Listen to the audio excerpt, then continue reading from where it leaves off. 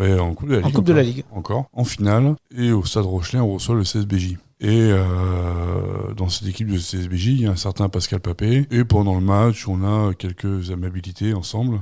Contre une barrière, un contre un. D'ailleurs, je m'en souviens, il y a je crois que c'est Gérard Orsoni, d'autres vieux autour. Non, mais j'entends, non, mais laissez-les, les jeunes s'expliquer entre eux. J'ai cette phrase encore en tête. Et puis voilà, le match se passe et 15 jours après, je suis dans le bureau de Laurent Seigne, qui avait fait venir Pascal Papé comme par hasard. Et je suis en train de signer.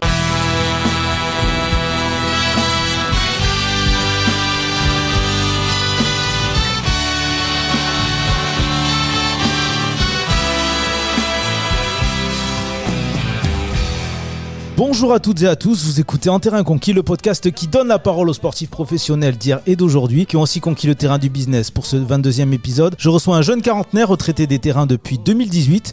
Ce grand deuxième ligne spécialiste de la touche a traversé la France du rugby d'ouest en est, de La Rochelle à Bourgoin, de Clermont à Pau et a connu 27 fois les honneurs de l'équipe de France, dont une finale de Coupe du Monde. Je reçois Julien Pierre. Bonjour Julien. Bonjour Anthony. Comment ça va ? Très bien. Avant de démarrer, je vous rappelle que vous pouvez soutenir le podcast en vous abonnant au compte Instagram et Twitter d'En Terrain Conquis, ainsi qu'à la chaîne YouTube. Julien, merci d'avoir accepté mon invitation dans En Terrain Conquis. Je suis très content de te recevoir dans le podcast. Si tu veux bien, je vais synthétiser ta carrière pour ceux qui la connaîtraient pas trop ou pas. Et si je me trompe, t'hésites pas à me renvoyer dans mes 22.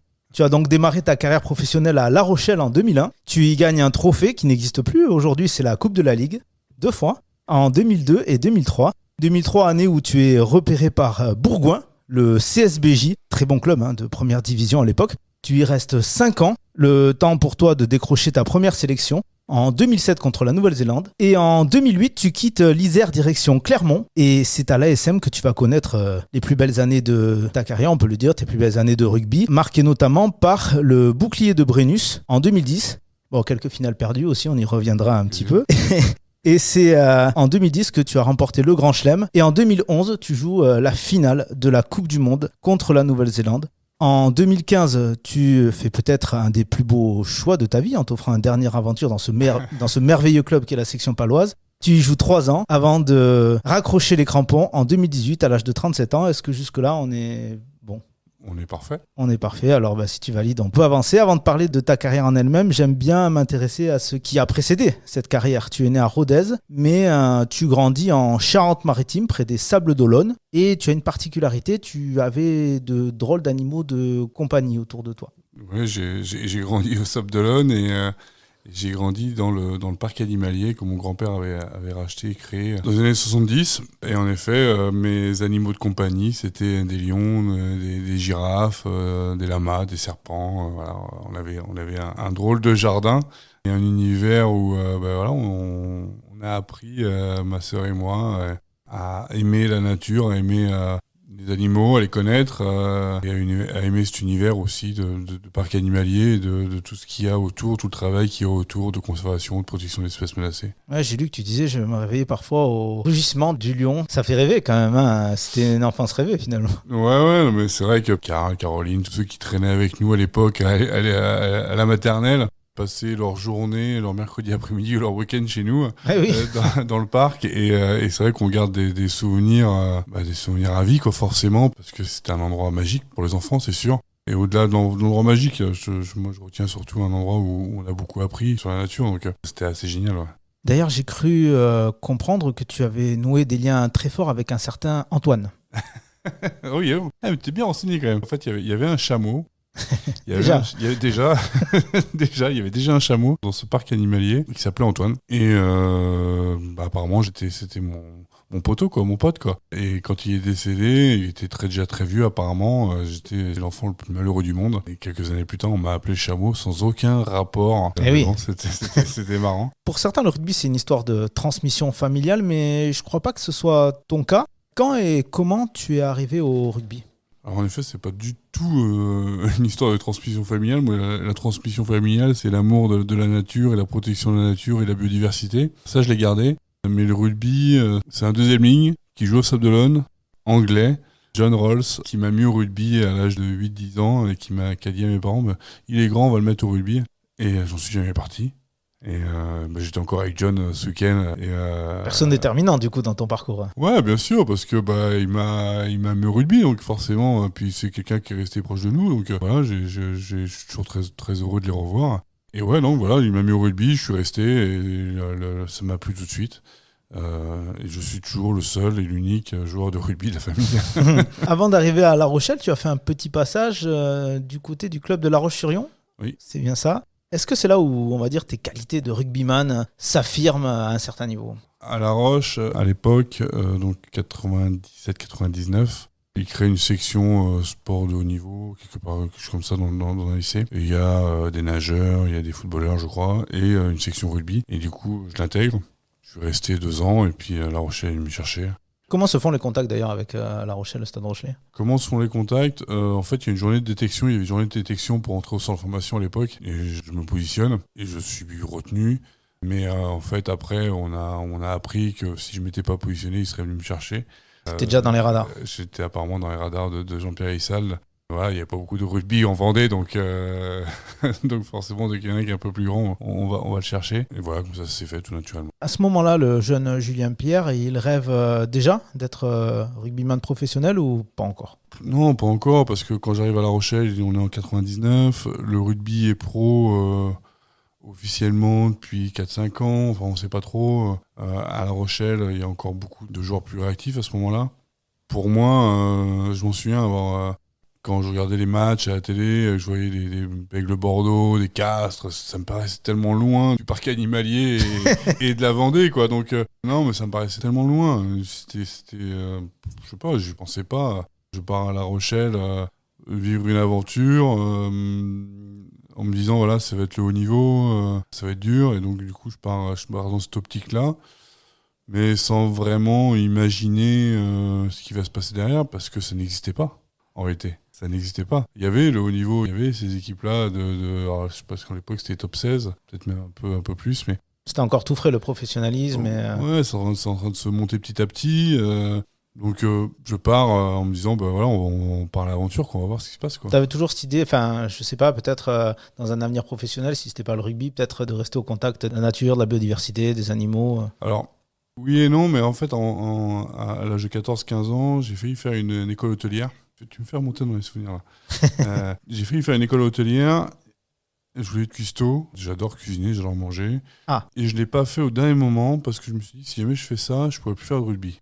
Donc il y avait quand même quelque chose quelque part. Il y avait dans la tête, quand même, dans un petit coin de la tête, cette idée que ça pourrait marcher. Ouais, que ça pourrait marcher. Et je pense que j'avais quelque part cette ambition aussi de vouloir réussir sans vraiment pouvoir le formaliser parce qu'encore une fois, ça n'existait pas. Donc je pense que j'avais cette idée d'un jour porter le maillot de l'équipe de France. J'avais envie de le faire, je l'avais dit une fois, je dis je le porterai une fois dans ma vie. Mais voilà, je pars à 18 ans à La Rochelle, à 18 ans on est quand même un peu branleur. Et donc ton premier match pro, c'est un La Rochelle UBB, enfin CABBG à l'époque, en Coupe de la Ligue. Une compétition qui n'a pas duré très longtemps. Mais ça te met le pied à l'étrier, c'est quelqu'un bien connu à La Rochelle qui te lance, c'est Jean-Pierre Elissalde. C'est bien ça, t'es vraiment bien renseigné. Il me fait revenir plus vite de vacances. Je suis parti en vacances, j'ai une semaine de vacances avec le centre de formation. Et en fait, il me fait revenir plus vite. Et je rentre et je joue. Voilà. Je me souviens pas vraiment de ce premier match, mais je me souviens de ce premier entraînement avec La Rochelle en première. Où on s'entraîne, bref, je sais pas ce qui se passe. Et Jean-Pierre me dit quelque chose. Je dis, pas comme ça, fais comme ci, bref. Et je dis, oui, mais. Et là, j'ai... Jean-Charles Vicard ou Fred Bonomazo qui passent à côté de moi, les anciens du stade, qui me disent « Ah, fallait pas dire oui mais ». Je crois que j'ai jamais plus redit oui mais à un entraîneur de ma vie. T'as eu l'explication. J'ai eu l'explication. Je pense qu'il m'a pas lâché pendant plusieurs entraînements. Voilà, donc après c'était oui coach. Et oui, c'est ça, toujours. Parce que du coup, tu joues ce premier match, mais je crois que tu es champion de France espoir l'année d'après. C'est ça, en fait, je fais ce premier match, je commence à jouer, je vais faire 1 ou 2 matchs peut-être en Coupe de la Ligue cette année-là, je sais pas trop exactement. L'année d'après, on est en top 16, je fais tous les matchs de challenge. Je crois qu'il y a encore la Coupe de la Ligue, oui, il y a encore la Coupe de la Ligue. Je fais quelques matchs, notamment un match à Clermont-Ferrand un mercredi soir où on prend 70 points. Ah ouais. Il y avait des matchs comme ça parfois. Et cette année-là, les espoirs font une très belle saison, et en fait, je suis rappelé pour la fin de saison, pour les phase finale. Et on est champion de France. Ouais. Donc c'est une belle histoire. Tu n'avais pas la même coiffure à l'époque. Hein. Tu as la boule à zéro. J'ai retrouvé une petite photo de toi. Peut-être en hommage à un personnage qui joue dans le même club que toi. Je ne sais pas si tu t'en rappelles. Je vais te faire appel à tes souvenirs. C'est un Argentin du nom de Sébastien Bozzi. Est-ce que ça te parle? Ouais, ça me parle. C'était un exemple, je ne sais pas, non Non. Un personnage en tout cas. C'était un personnage. C'était un personnage. Non, c'était pas un exemple. Je pense que c'était sans formation. Je pense qu'on se rasait tous la tête. Non, mais par contre, il y a un joueur qui m'a marqué. Tu parlais de mon premier match. Mon premier match, c'était avec German Llanes. Et c'est un mec qui m'a marqué parce que c'était un géant du rugby. C'était un sacré Golgoth que j'ai recroisé des années plus tard. Un mec adorable. Et c'est vrai que se faire son premier match à côté de German, qui faisait le double de moi presque. Ah bah alors... peut-être pas le double. Non, mais German, c'était quand même un Golgoth à l'époque. Ouais. C'était aussi une chance, ouais. Tu joues à partir de ce moment-là, mais le club descend et tu disputes la seule saison de ta carrière en deuxième division. C'était pas la Pro D2 de maintenant, très professionnelle, avec les matchs diffusés, etc. Il n'y avait pas de caméra. Et du coup, j'imagine que tu as dû voir quelques gestes pas toujours très corrects cette année-là en tant que jeune joueur. Ouais, non, des mauvais coups, je m'en souviens pas. Non, j'ai pas de ça en mémoire. On me dit que dans les molles portées, il fallait pas écrouler. Ouais, bah, il y avait... C'est la légende, hein, que si tu t'écroulais, il fallait mieux te protéger au niveau de certaines parties, on va dire. Il y avait un coach, peut-être que c'était un coach de La Rochelle qui m'avait dit dans les rucks, t'as toujours quelque chose à faire. Mais c'est vrai que ça a bien changé après. Et oui, avec les caméras, c'était plus compliqué. Comment tu passes de la deuxième division à Bourgoin, qui, je répète, est un très bon club de première division à cette époque? Alors comment je passe? On joue contre en Coupe de la Ligue. En Coupe de la Ligue. Encore. En finale. Et au Stade Rochelais, on reçoit le CSBJ. Et dans cette équipe de CSBJ, il y a un certain Pascal Papé. Et pendant le match, on a quelques amabilités ensemble. Contre une barrière, un contre un. D'ailleurs, je m'en souviens, il y a je crois que c'est Gérard Orsoni, d'autres vieux autour. Non, mais et j'entends, non, mais laissez-les, les jeunes, s'expliquer entre eux. J'ai cette phrase encore en tête. Et puis voilà, le match se passe et 15 jours après, je suis dans le bureau de Laurent Seigne, qui avait fait venir Pascal Papé comme par hasard, et je suis en train de signer. Voilà. Ça veut dire que voilà, tu as assuré aussi au niveau de la bagarre. C'était un peu l'entretien d'embauche. Je sais pas si c'était l'entretien d'embauche, mais voilà, et je pars à Bourgoin. L'entraîneur de Bourgoin, tu m'arrêtes si je me trompe, à l'époque, c'était Philippe Saint-André? C'est Philippe et Laurent Seigne. Et Laurent Seigne, les deux. Toi, tu as 22 ans, tu arrives dans ce vestiaire composé de très bons joueurs, des Olivier Millou, Julien Bonner, Alexandre Péclier, Jeff Cooks, Sébastien Chabal. C'était un gros changement de palier, non?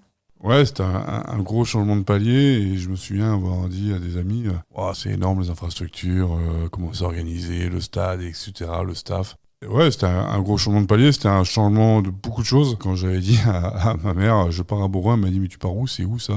Je ne connais pas. On avait regardé sur une carte. Et ce qui est marrant, ce qui me frappe le plus, c'est que quand je me remémore cette période, c'est que j'ai traversé la France à 22 ans avec la voiture que ma mère m'avait donnée, une vieille 205 qui fuyait, enfin bref. Et je me souviens surtout tout le paysage industriel que je ne connaissais pas à Givors, Saint-Chamond, Saint-Étienne, etc., qui n'est pas un paysage très joli. Moi, ayant grandi au bord de l'océan, et arrivé un dimanche soir à Bourgoin, je me souviens de... Une autre ambiance. Et je me dis, me trouver dans une chambre d'hôtel où, évidemment, à l'époque, c'était un peu moins organisé. Et il n'y avait pas forcément de team manager ou autre qui t'accueillait les bras ouverts avec les cartons d'effet du déménagement. Et personne ne me répondait. Et dans ma chambre d'hôtel que j'avais pris, je sais pas où, j'ai dit, qu'est-ce que je fous là, quoi? Avec mes 2 sacs à dos, parce que ça me suffisait largement. Et voilà, mais en réalité, j'ai passé 5 années extraordinaires à Bourgoin et j'ai appris beaucoup de choses. Ouais. C'est là que tu signes ton premier contrat pro ou tu l'avais déjà signé à La Rochelle? À La Rochelle, je faisais mes études, je faisais un BTS, donc ouais, je signe mon premier contrat pro à Bourgoin, mais sachant que j'avais été l'un des premiers joueurs payés déjà à l'époque au centre de formation. À La Rochelle. Ouais. Bourgoin fait 2 demi-finales d'affilée. Toi, tu joues la seconde. En 2005, contre Biarritz, futur champion de France, tu es associé à Pascal Papé en deuxième ligne. Vous perdez de peu, 32-27. C'est le premier grand moment de ta carrière, cette demi? Oui, c'est l'un des premiers grands moments de ma carrière. Je me souviens aussi d'un match contre le Munster en Bourgoin face à un certain Paul O'Connell et le second que je perds le nom. O'Callaghan, non? O'Callaghan, exactement, pardon. Et qu'on a recroisé plusieurs fois avec Pascal. C'était aussi un très grand moment. Bien sûr, cette demi-finale contre Biarritz qu'on perd de peu reste un moment important. À Bourgoin, tu as connu PSA, on l'a dit, Laurent Seigne. Et puis un troisième entraîneur, un jeune quadra, pas très connu encore à l'époque, c'est Christophe Furios.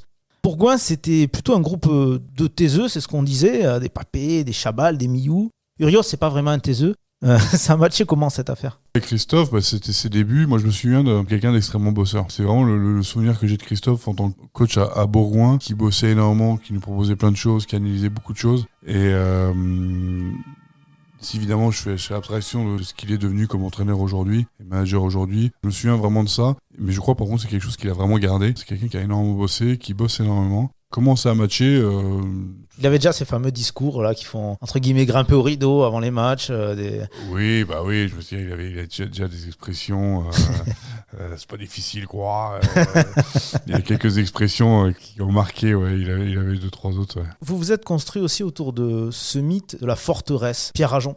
Votre stade au Bourgoin est resté invincible, 46 matchs d'affilée, je crois, de 2002 à 2006. Même si t'as pas gagné de titre au CSBJ, c'est pas loin quand même quand on arrive à tenir un record aussi longtemps dans sa maison. Enfin, c'est une petite fierté collective, je pense. Ouais, Bourgoin, c'est vrai qu'il y avait un état d'esprit un peu spécial. Hein.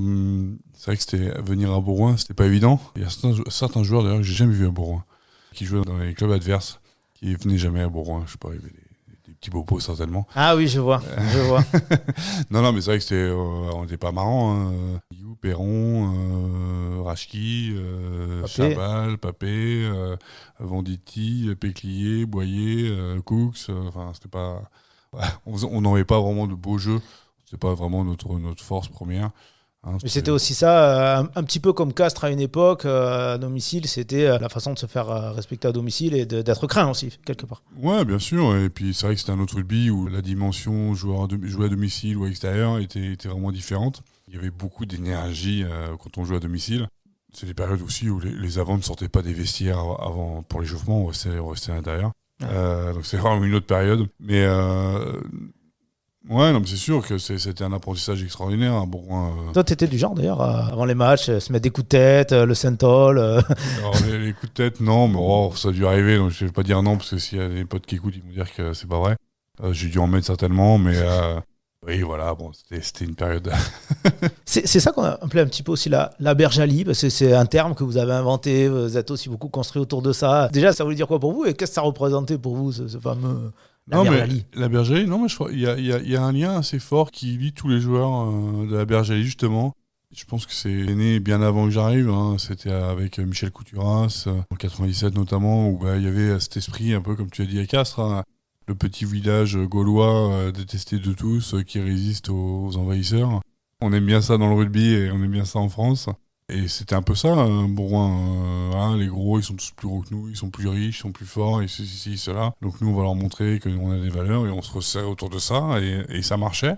Et c'est vrai qu'il y a un lien assez fort entre tous les bergaliens. Tu vois, j'avais encore Jules Bonner aujourd'hui, ce matin au téléphone. Mais voilà, il y a un vrai lien. Morgane qui vient d'arriver au Stade Français et le kiné qui est bergalien aussi du Stade Français. Voilà, on se retrouve régulièrement. Enfin, voilà, il y a un vrai lien qui s'est un peu fondé là-dessus. Et c'est vrai qu'il y avait un état d'esprit top. Ouais. En 2006, j'ai lu que tu as été appelé dans une sélection pour jouer à l'Afrique du Sud, un 15 mondial. Est-ce que ça t'évoque des souvenirs? Quelle valeur ça avait pour toi et quels souvenirs t'en gardes? Assez extraordinaire. C'est Philippe Sella qui m'avait recommandé auprès de cette instance de me sectionner. Il y avait quelques joueurs de renom. Il y avait Seb Chabal qui était là, qui était déjà parti à Sale 2 ans avant. Il y avait Olivier Magne, Cali, Thomas Cassagnède. J'ai oublié quelques Français, je crois, mais après... il y avait un florilège de sélections extraordinaires. Ouais. Et moi, j'étais le petit jeune au milieu.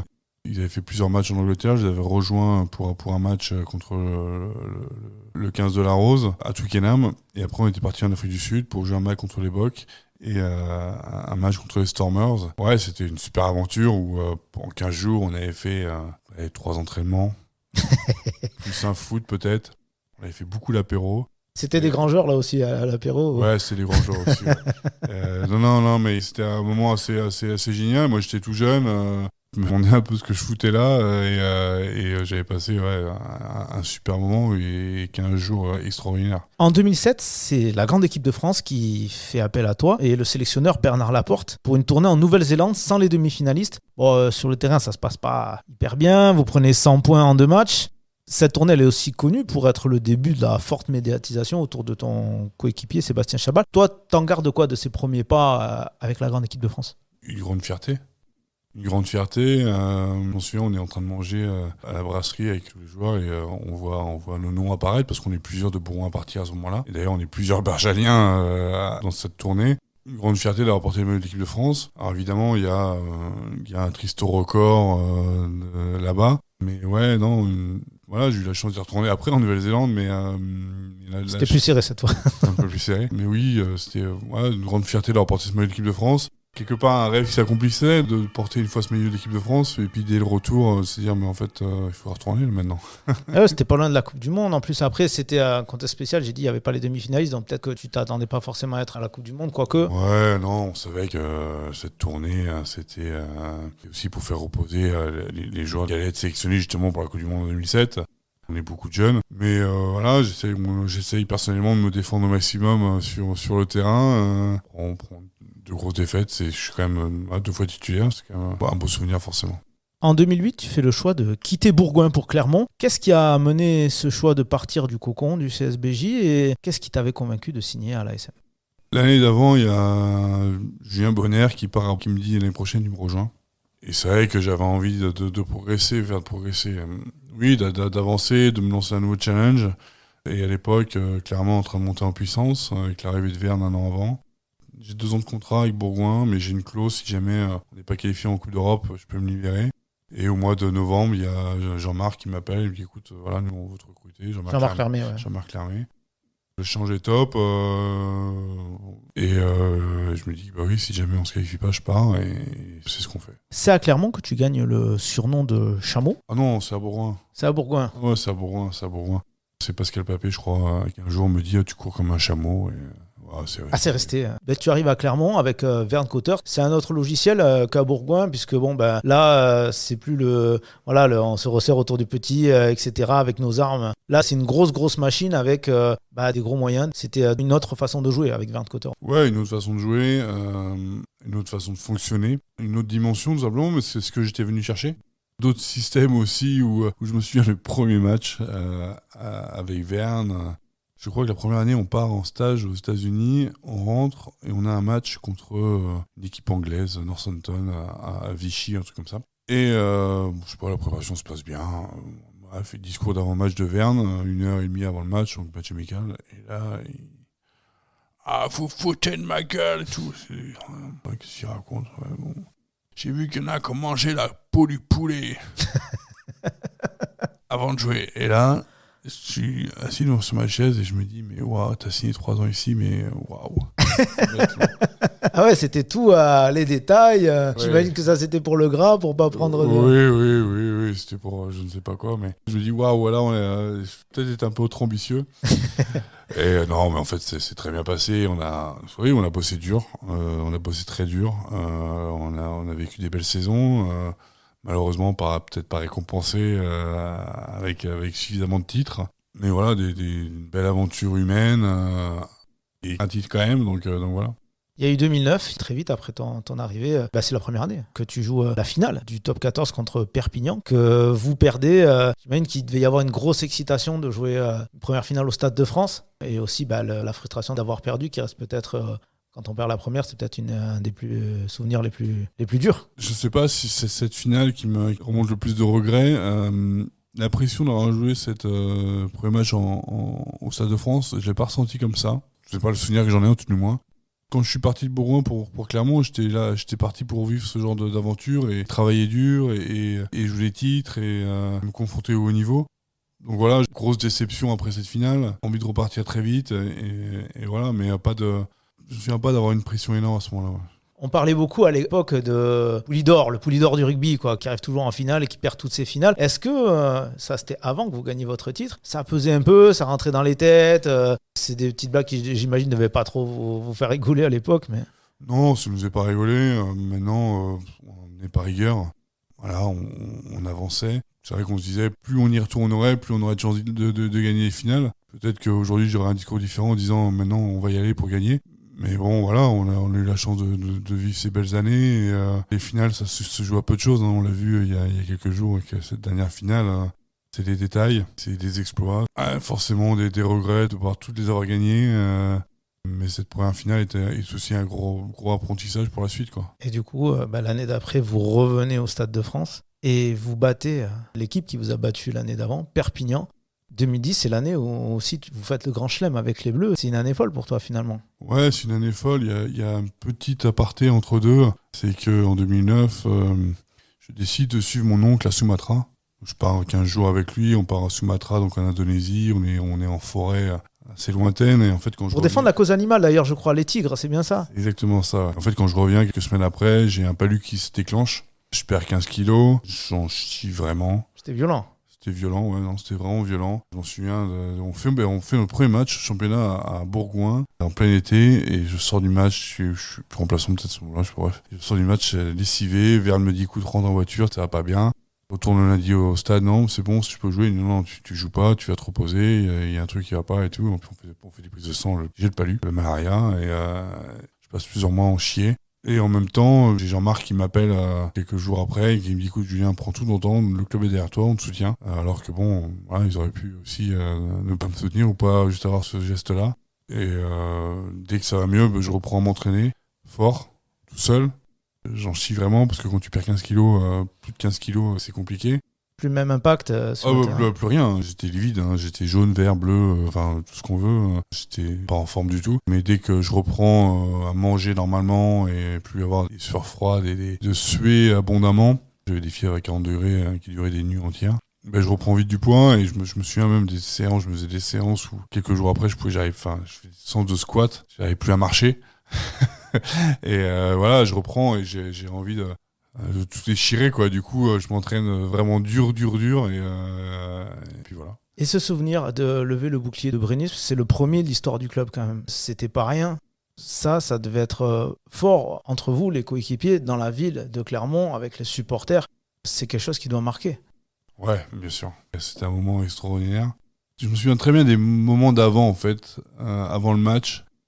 Où je pense qu'il y avait ce jour-là une sérénité où on savait que ce bouclier serait pour nous.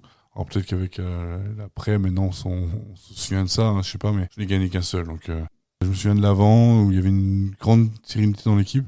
Et ouais, bien sûr, soulever le bouclier, le ramener, la passe de jaune et bleu, ces moments extrêmement forts entre nous, c'était assez incroyable. Ouais. Et alors toi, sur un plan personnel, tu as retrouvé l'équipe de France, je crois, en 2009, puisqu'il y a eu une pause de 2 ans. Et Marc Lièvremont, il fait de toi quand même un élément assez incontournable. Finalement, tu es pris régulièrement. Et jusqu'à aller à la Coupe du Monde en Nouvelle-Zélande, où vous allez jusqu'en finale. C'est, j'imagine, tes meilleures années, c'est ce souvenir d'aller à la Coupe du Monde en Nouvelle-Zélande, dans un autre cadre que la fois d'avant. Ça représentait quoi pour toi ? Avant d'aller à la Coupe du Monde, il y a eu, en fait, je suis appelé en 2010 pour le tournoi. Je suis même pas sur la liste au départ, mais avant le premier match, il y a une blessure. Je rentre dans le groupe. Je suis toujours pas remplaçant, je suis 4e. Je crois que c'est Seb Chabal qui se fait mal au dos, donc je rentre remplaçant pour l'Écosse. Et je me souviens de Marc vient dans notre chambre la veille du match, je sais pas quoi. Et en gros, me dit écoute, c'est possible que tu joues, mais voilà, c'est possible que tu ne joues pas, quoi. Bon, en gros, t'étais pas prévu et voilà, quoi. Je dis pas comme ça, c'est pas vrai, mais je l'interprète comme ça. Et en fait, je suis remplaçant les deux premiers matchs, et en fait, je suis titulaire, et il y a ce Grand Chelem en 2010, qui est aussi une aventure extraordinaire, donc cette année 2010 est extraordinaire sur tous les plans, et c'est vrai je pense que quand on est joueur à ce moment-là, on ne réalise pas forcément ce qu'on est en train de vivre. Puis après, en effet, il y a la finale en 2011, la Coupe du Monde, la préparation, et cette Coupe du Monde et la finale, ouais. Et alors j'imagine que quand on gagne le bouclier de Brennus, on se dit c'est le premier d'une longue série. Bon, malheureusement, il y a eu des finales perdues après. Je crois qu'il y a eu la Coupe d'Europe 2013 et puis 2015, les 2 finales perdues. Cette année 2015, d'ailleurs, c'est ta dernière année. Ouais. Toi, tu savais que tu quittais le club, j'imagine. Est-ce que c'est cet enchaînement de perdre 2 finales, c'est comment les Rochelais l'ont connu il y a 2 ans. Mentalement, c'est dur de dépasser ça. Ouais, c'est dur. En effet, merci de me rappeler toutes ces finales perdues, 2011, 2013, 2015, 2015. Non, c'est ma dernière année au club.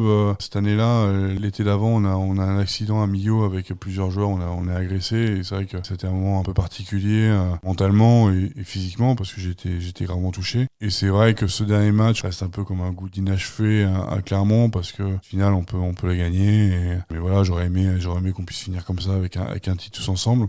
Mais voilà, c'est comme ça, c'est la vie et on avance. Mais tous ces moments-là sont quand même magiques et restent gravés, quoi. Tu parlais de ce moment-là justement où vous êtes attaqué, c'est en plein stage d'été, je crois, avec des agresseurs qui vous attaquent à l'arme blanche. Et toi, apparemment, tu as été pas mal entaillé, je crois. Hein. Ça doit être un traumatisme terrible, ça. L'histoire, en fait que Franck Azema, avant le début de la saison, nous réunit en disant il y a Roro, Rougerie, donc Jubonner, on est 5-6 comme ça. Il dit écoutez, pour la pré-saison, on va faire un stage et on va partir à Barcelone. Faire la fête, comme ça, on fait un soir la fête et après on part en stage. Puis il revient vers nous 2 jours après, non, on va pas aller à Barcelone parce qu'on va se perdre, c'est trop dangereux. On va aller à Perpignan. Bon, d'accord, ok. Moins sexy. Moins sexy, bon, Perpignan, c'est quand même pas mal, il y a la plage et tout, bon, ok. Puis il revient 2 jours après, non, bon les gars, on va pas aller à Perpignan. En fait, comme on part en stage à Saint-Romeu, on va s'arrêter sur la route à Millau, au moins à Millau, on sera tranquille, on sera entre nous, ça sera parfait. Encore moins sexy. Encore moins sexy, bon. Après, je suis narodaise, donc bon, quand même. Ouais. Et puis voilà, c'est pas ce qui se passe à Millau. On est 3 bien touchés, Gros, Benji Kaiser et moi le plus gravement. Et en fait, au-delà de la blessure, de l'agression, etc., le pire que j'ai pu vivre, Roro repart tout de suite avec l'équipe part en stage. Et moi, avec Kaiser, avec Benji et Kaiser, on remonte à Clermont, on va se faire soigner, enfin on se fait soigner déjà sur place. On va voir une psychologue, et en fait la psy, c'était le lendemain de l'agression, ou le surlendemain, nous dit repartez vite au stage. Donc c'était le samedi soir, on est le lundi à Clermont, et on repart le mercredi au stage. Parce qu'en fait, c'était le pire de l'agression, c'était de couper ce qui était prévu, le quotidien. Et en fait, c'est ça qui est presque, entre guillemets, le plus traumatisant.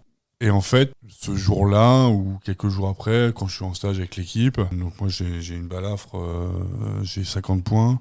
50 points J'ai 27 agrafes, j'ai 50 points intérieurs. au niveau du bras. De la hanche. Ah ouais. J'ai le chirurgien qui me dit écoute Julien, tu aurais été 5 cm plus bas, tu marchais plus, 5 cm plus haut, t'étais éventré, et voilà. J'ai eu pas mal de chance. La peur d'y passer. Ouais, sur le moment, quand j'ai un pote qui me porte et qu'on est en train de frapper aux portes et que le mec continue à marcher derrière avec la machette, ouais, tu te dis, bon là, faut que ça ouvre, quoi. Ça bien qu'une porte s'ouvre.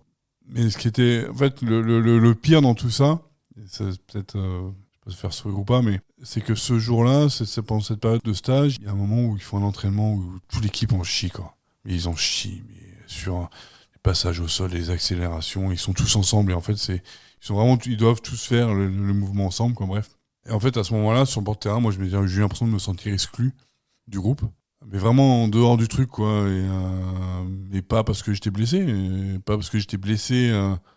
sur un terrain, ce qui fait partie de la vie du rugby. Parce qu'on m'avait sorti de ça. Et en fait, je rentre dans ma chambre et je pleure comme un gamin, quoi. Parce que là, j'ai l'impression de plus faire partie du groupe. Et ouais, c'était dur, ouais. Et je pense qu'après, c'est pour ça que la défaite en 2015 c'était un peu dur. Ouais, c'était un moment pas évident. Ouais. Le choix de partir de Clermont, ça faisait des années que tu y étais, tu as 34 ans, tu aurais pu tout aussi bien terminer ta carrière là-bas. Qu'est-ce qui a fait que tu as voulu te lancer un dernier défi finalement ? Je considérais que j'avais encore 2 ans à jouer. Clermont recrute de 2e ligne. Il faut comprendre que ça va être un peu dur pour moi. Je suis pas partant au départ et puis je rencontre Simon Mannix. J'aime son discours, donc c'est un club qui monte juste, la section est depuis longtemps en Pro D2, va monter en 2015-2016 et j'aime le discours de Simon, sa façon de travailler, etc. Et je me dis tiens, un nouveau défi et le dernier, 2 ans à peut-être partager mon expérience et finalement je joue 3 ans et je m'éclate, quoi. En plus, comme t'es pas loin, si jamais j'ai le contraire, je sens que tu vas couper le podcast. Au montage. Au montage. Ouais. Non, mais oui, non, c'était vraiment une belle fin. Je me suis vraiment éclaté. Il y a eu beaucoup de transmissions et c'est vrai que une façon de travailler que je connaissais, qui était comme à Clermont, alors peut-être un petit peu moins de moyens, mais. C'était un Clermont en plus petit, non ? C'était au niveau du cadre, etc., avec les montagnes pas très loin. C'est ça, ouais. Puis voilà, la chance de jouer avec des Conrad Smith, Connie Slade, Damien, Damien Traille, Jean Bouillou. Ouais. Donc voilà, il y avait quand même une belle ossature. Et je me suis vraiment éclaté à Pau. J'ai la chance de jouer 3 ans. C'était vraiment, vraiment top, ouais. Tu as parlé de Simon Mannix, c'était un... Là encore, on a parlé de Christophe Furios, un personnage. Lui, c'était un personnage dans un autre style. Ouais, mais je crois que tous ces coachs, Simon, Verne, Christophe, Laurent Seigne, même, ou Jean-Pierre Issal, si on remonte encore un peu plus loin, c'est des personnages. Mais oui, parce que le poste demande ça. Le poste est est exigeant, le poste est exposé, le poste est dans tous les cas, tout ce qu'ils vont faire va être commenté 10 fois, 20 fois, 200 fois. Et je me souviens de Simon qui m'avait dit, de toute façon, moi, quand j'annonce mon équipe, il y en a 15 qui pensent que je suis le meilleur entraîneur du monde, il y en a 8 qui pensent que je suis un bon entraîneur, mais bon, en réalité, pas vraiment très bon, les remplaçants, et puis tout le reste qui pensent que je suis un gros con. Ouais. C'est un peu le lot des entraîneurs. Ouais, c'est un peu le lot des entraîneurs, mais c'est vrai que c'est pas évident. C'est des postes exigeants, c'est des postes durs, c'est des postes exposés, encore une fois, je me répète, mais ce sont des postes passionnants en même temps. Donc je pense qu'il faut être un peu mariole. Et je l'avais dit à Franck, d'ailleurs, l'année où il prend la tête de l'ASM, je dis, tu vas finir fou, dans le bon sens du terme, évidemment, mais très amicalement, mais tu vas finir fou. Mais oui, c'est pas super exigeant. Voilà, il y a 45 joueurs, il y a un staff de 25 personnes, il y a une pression de malade, le public, la presse, voilà, il y a beaucoup de choses. Donc c'est... Voilà. Tu fais cette dernière année, toi j'imagine, tu as 36-37 ans, donc tu sais que a priori ça sera ta dernière, tu as même joué les prolongations, parce que tu devais faire que 2 ans, tu m'as dit, au final tu en fais une de plus. Et du coup il y a l'après qui vient. Et toi, tu y avais pensé depuis combien de temps à cet après-là justement ? Ouais, mais je me permets, avant l'après, la dernière saison avec la section, tout d'abord je garde des liens avec le président Bernard et d'autres amis pas loin. Mais cette dernière année, en fait, très tôt, je décide que c'est ma dernière année et je l'annonce un peu officiellement. Et en fait, le jour où je l'annonce, ça peut paraître idiot de l'annoncer, mais pour moi, ça a été important. Et le jour où je l'ai dit vraiment, c'était comme un poids qui se détachait en disant ouais, voilà, c'est bon, c'est ta dernière année, quoi. Mais non, c'est officiel. Et c'était important de le faire. Ça peut paraître anecdotique comme un des mortels, mais je pense que en tant que sportif, c'est important peut-être de le dire et de l'assimiler. Et je sais pas quand est-ce que je l'annonce, mais peut-être en décembre, janvier. Et à partir de ce moment-là, je profite vraiment de ma dernière année à bloc. Tous les entraînements, toutes les séances de muscu, même si le prépa se foutait de moi quand il me voyait arriver. Et je profite de cette dernière année. Et cette dernière année, on a la chance de côtoyer plus ou moins le top 6. On échoue, mais on fait quand même une demi-finale de challenge européen. On fait une belle année. Et le club nous offre, à Conrad et moi, et les autres partants, une très belle sortie.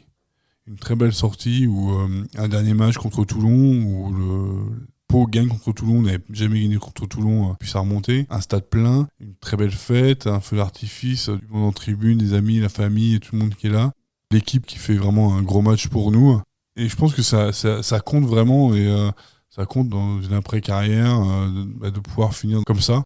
Donc voilà ce que j'ai toujours dit moi au club et aux toutes les personnes qui ont organisé le dernier match, quoi. Merci d'avoir organisé ça, parce que c'était important, ouais, c'était chouette. Ouais, c'est beau de pouvoir terminer, d'avoir la chance de terminer comme ça et pas sur une blessure ou hors groupe, parce que les années font que voilà. Ouais, je parlais de reconversion, et c'est vrai que la chance de pouvoir choisir son dernier match, sa dernière année, c'était important. Et en effet, cette reconversion, je l'avais un peu préparée quand même, avec des engagements depuis longtemps. J'avais créé une fondation déjà pour la protection de l'environnement et des espèces menacées en 2013, une fondation qui s'appelle Play for Nature.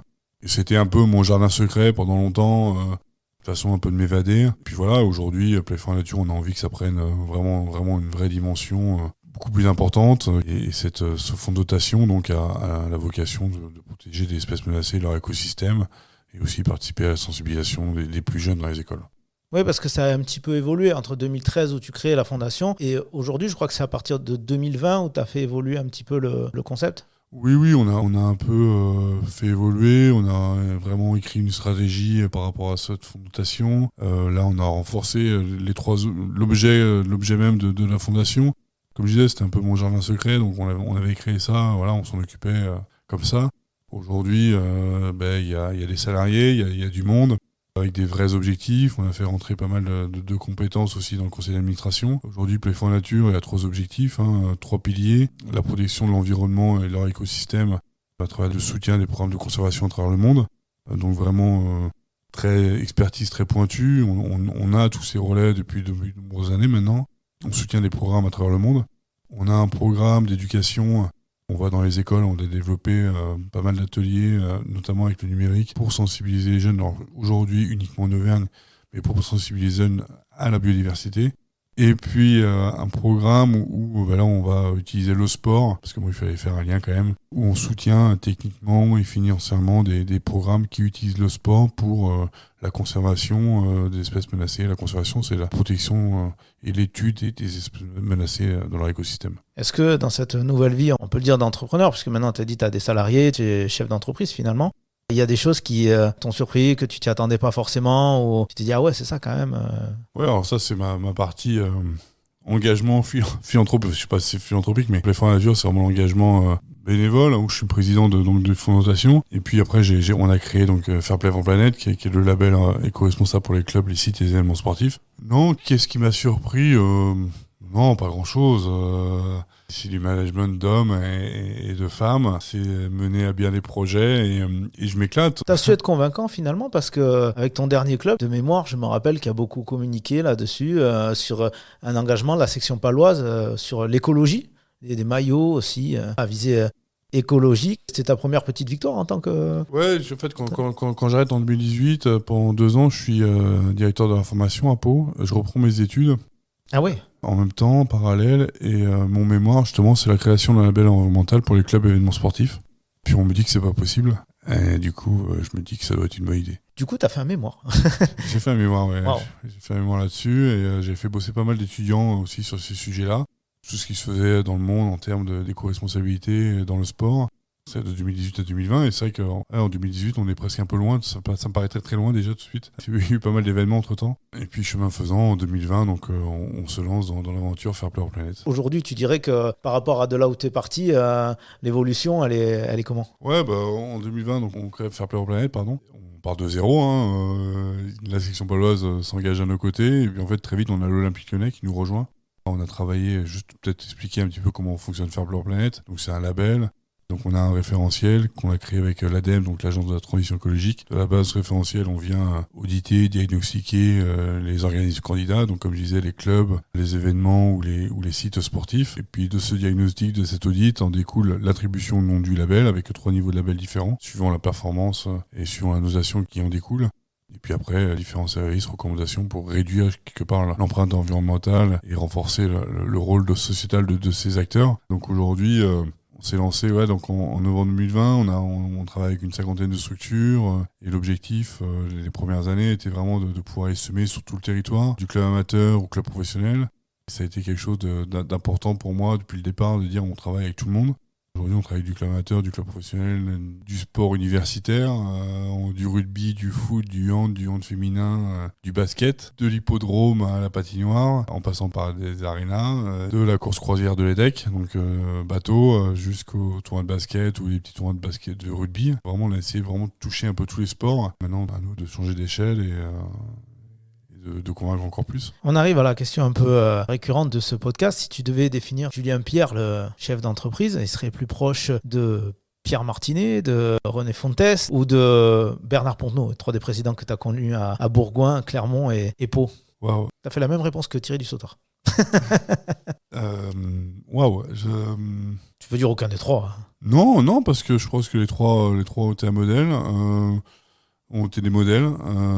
Pierre que j'ai revu et que je revois aussi régulièrement. Bernard, évidemment, que j'ai régulièrement au téléphone aussi. Et une pensée pour René qui est disparu, que j'apprécie énormément également. Non, c'est des gens qui m'ont appris. Mais tu aurais pu aussi rajouter tous les managers qu'on a évoqués. Je pense qu'aussi, quelque part, ils ont une forme d'entrepreneuriat. Quand on manage 50 personnes, c'est une forme d'entrepreneuriat. Je sais pas. Un peu des 3, voilà. Un peu des 3, en tout cas, ce que je nous souhaite à Fair Play, c'est autant de réussite. Tu connais ce bruit, tu dois t'en rappeler, c'est la sirène, dernière possession, donc il y a un bonus à aller chercher, pas d'en avant, on botte pas en touche bien sûr. Pas d'en avant, on peut pas me donner le ballon. Tu as gardé un lien avec le rugby de suite après ta retraite à la section paloise. Aujourd'hui, tu en es où? Est-ce que tu as vraiment coupé avec le milieu du rugby, ou du moins dans l'idée de travailler avec un staff ou un club? J'ai eu une période où j'avais du mal à regarder les matchs de rugby parce que, en fait, je voyais l'effort qu'il fallait pour aller sur un terrain. Dans l'état où on sortait après un match, surtout quand on a 37 ans, après un match. Donc j'avais un peu du mal. Aujourd'hui, je regarde les matchs avec grand plaisir. Je vais pas me bloquer une journée. sauf pour certains matchs de phase finale. La finale ou autre. peut-être. Bien sûr. Ou de Coupe du Monde qui arrive très vite. Je vais pas me bloquer toute une journée pour ça. Mais même si je prends énormément de plaisir à regarder un match et aller au stade, est-ce que j'ai fait une croix sur travailler un jour dans un staff Moi, je fais des croix sur rien, donc voilà, j'avance. Une autre question, tu as toujours eu cet engagement auprès de la nature, de l'écologie, de la préservation des espèces, etc. Du coup, par rapport à la notoriété que tu as eue, joueur de l'équipe de France, tu as forcément dû être approché par des partis, des Europe Écologie des Verts. Est-ce que ça a été le cas? Est-ce qu'il y a eu des petites discussions pour que tu t'inscrives sur des listes? Oui, bien sûr, j'ai été approché. Ce que je fais aujourd'hui, un label environnemental dans le sport, ça peut très vite être politisé. Je pense que c'est important aujourd'hui qu'on garde cette indépendance, nous, en tant que label privé, parce que j'ai été approché par des partis, mais aussi par des entreprises puissantes. Donc voilà, je ne sais pas de quoi sera fait demain. Je m'interdis rien, la vie est une belle aventure, il faut la vivre pleinement. Donc voilà. Je ne t'ai pas demandé, mais est-ce que tu suis toujours le CSBJ? On sait que c'est un club qui a été très haut, qui est descendu bas, qui est aujourd'hui en national, qui cherche à remonter un petit peu en Pro D2. Est-ce que tu as toujours un œil particulier sur ce club-là et sur ce qui est devenu? Oui, bien sûr, j'ai un œil particulier. D'ailleurs, je descends à Bourgoin régulièrement. Oui, j'ai un œil particulier, évidemment. Et j'ai un œil particulier dans tous les clubs dans lesquels j'ai joué. Forcément, quand on a porté le maillot d'une équipe, on suit forcément, même si aujourd'hui Bourgoin, c'est peut-être un peu plus compliqué de suivre Bourgoin que La Rochelle. Mais je suis et je sais qu'ils sont en train de construire quelque chose aussi là-bas. Donc c'est top que ça avance et ils ont fait revenir pas mal d'anciens, dont Pascal. Évidemment, je suis tous les clubs dans lesquels j'ai joué. Eh bien, merci beaucoup, Julien, d'avoir été mon invité En Terrain Conquis. J'espère que tu vas passer un bon moment à refaire toute ta carrière. Et puis, bien sûr, on va suivre et te souhaiter le meilleur sur le terrain du business avec ton entreprise Fairplay for Planet. Merci, Julien. Merci beaucoup.